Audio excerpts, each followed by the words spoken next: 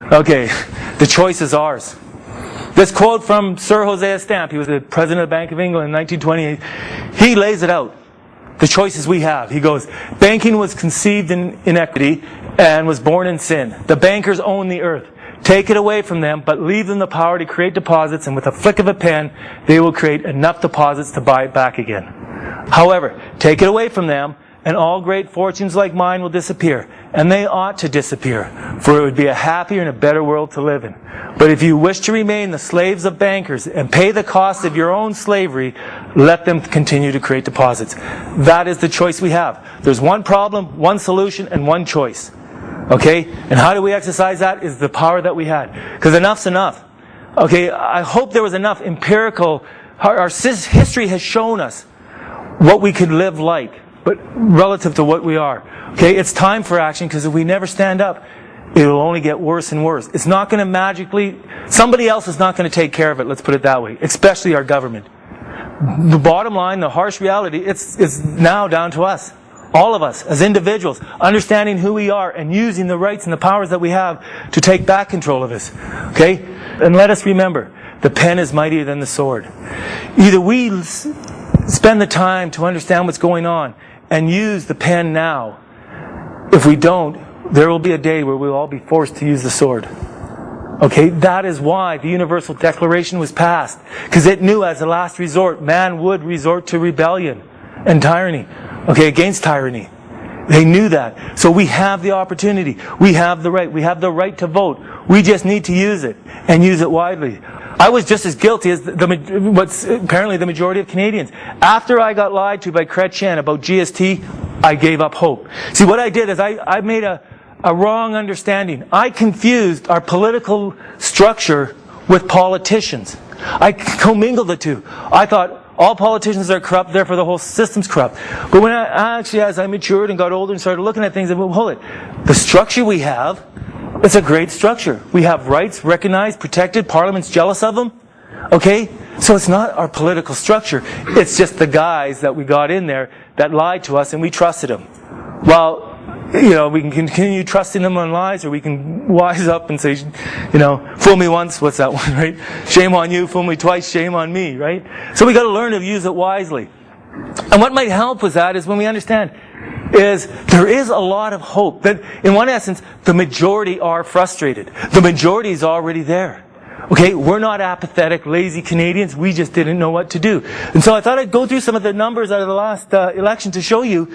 Right now we have a minority government. We probably will always have minority governments. Why? Because the majority basically threw the baby out with the bathwater. Now really, in one aspect, we had no real logical, rational choice. Liberals or Conservatives, your pick. Right? So here, this comes out of the 39th Parliament. Okay, at that time, Canada had over 30 million Canadians. Of the 30 million, over 23 million were eligible to vote. So not everybody in this country can vote. Corporations can't vote. Children can't vote. Permanent residents, I believe, check on the Elections Act, and natural persons can vote.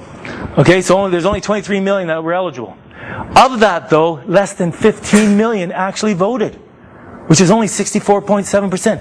And I can almost guarantee them the 50% of that 64% voted with false hope that it will get better next time.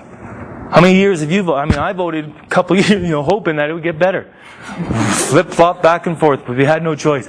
So we've got to look at that 64%, even though they followed their heart, their duty to go out and vote.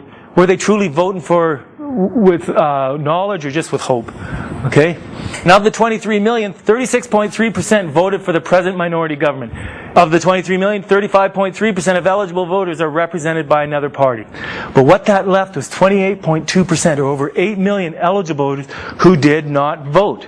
And again, I'm just as guilty. I gave up hope. I threw the baby out with the bathwater, only to realize this is the only hope we have, is to understand this and use that right we have and use it wisely. And there's over 7 million non-eligible voters who have no voice. So we got to understand that from the perspective that if we're parents, we in a sense are a voice to our children. Or if we're friends with people who aren't eligible, we are also their voice. So if we do not vote, it's not just one vote that didn't get counted. Okay?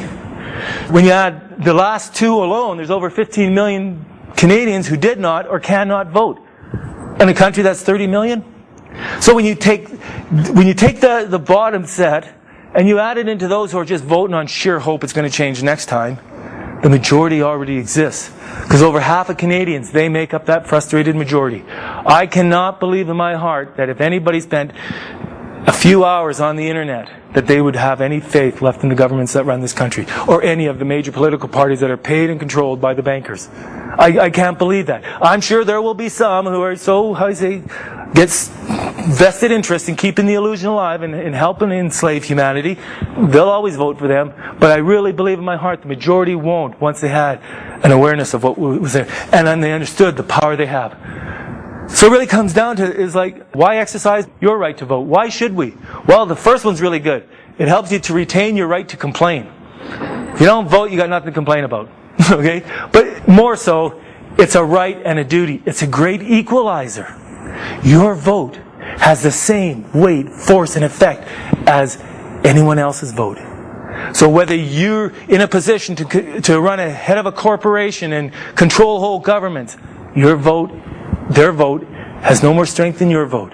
It is the only equalizer we have, because as long as they've been economically enslaving us, we have no economic equality. They will always win when it comes down to dollars. Why? They can create it and control it. But this is the one thing, short of the Diebold machines, okay, that they can't really control. It is the great. And so this quote from Justice Louis D. Brandeis sort of says that the most important political office is that of private citizen. We need to know that as natural persons, we actually run this country. And we can, as individual as we are, we can take this country back just using this one simple right. Add a little bit of education. Be a little bit willing to accept the realities that are forced. If we don't, I dread the future our kids will have. I mean, that's why I do what I do. I have 7 kids moving into this world. And I can tell in their short lives as adults, it is 10 times harder than it was when I was their age.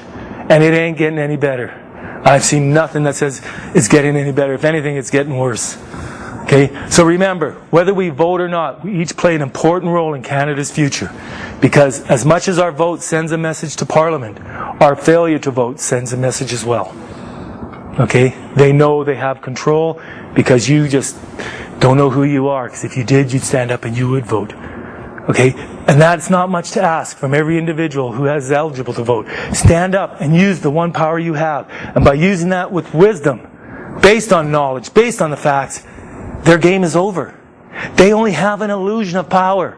They know this hierarchy very well.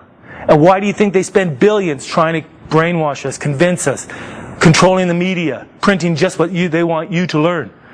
And they do a very good job of it. Okay? So there is hope for our future. With the willingness to educate ourselves with the truth, and with the courage to do what's right for no other reason than it's the right thing to do, we can reclaim our rights, our freedoms, and our country. After all, the truth only hurts that which is false. So I'd like to close it off here with a quote from a true Canadian. John G. Diefenbaker goes, "I am Canadian, free to speak without fear, free to worship in my own way, free to stand for what I think right, free to oppose what I believe wrong, or free to choose those who shall govern my country. This heritage of freedom I pledge to uphold for myself and all mankind." So I hope that was educational. I hope you enjoyed it. Thanks.